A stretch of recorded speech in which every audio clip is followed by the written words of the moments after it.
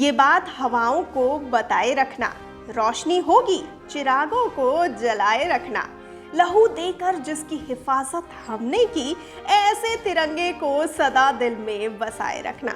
इन्हीं पंक्तियों के माध्यम से आप सभी को स्वतंत्रता दिवस की हार्दिक शुभकामनाएं। आशा है कि आप इसी तरह हमारे साथ बने रहेंगे। और आइए अब खबरों में आगे बढ़ते हैं।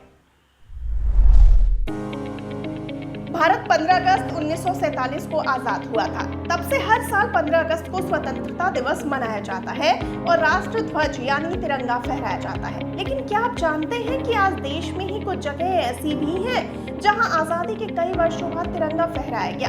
सिक्किम भी ऐसा ही एक राज्य है। जी हाँ, सिक्किम आजाद भारत का 22वां राज्य है, लेकिन यहाँ भारत की आजादी के वर्षों बाद तक 15 अगस्त को स्वतंत्रता दिवस नहीं मनाया जाता था और तिरंगा नहीं फहराया जाता था। चलिए जानते हैं कि आखिर ऐसा होता क्यों था।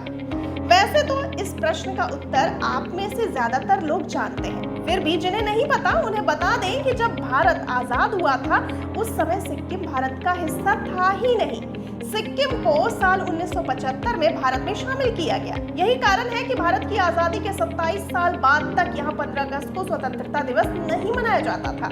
16 मई 1975 को सिक्किम कानूनी रूप से भारत में शामिल हुआ और इसी साल से 15 अगस्त को सिक्किम में भी भारत का स्वतंत्रता दिवस मनाया जाने लगा।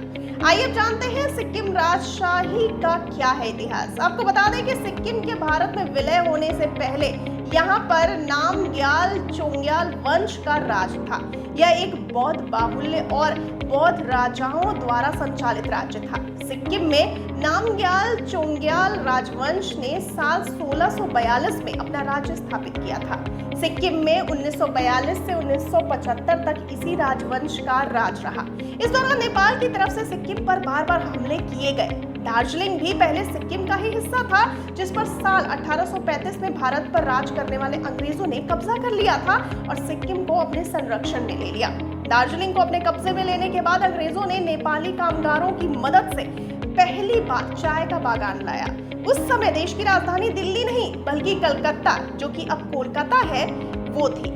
ऐसे में अंग्रेजों ने दार्जिलिंग को एक वैकल्पिक प्रशासनिक स्थल के रूप में विकसित किया।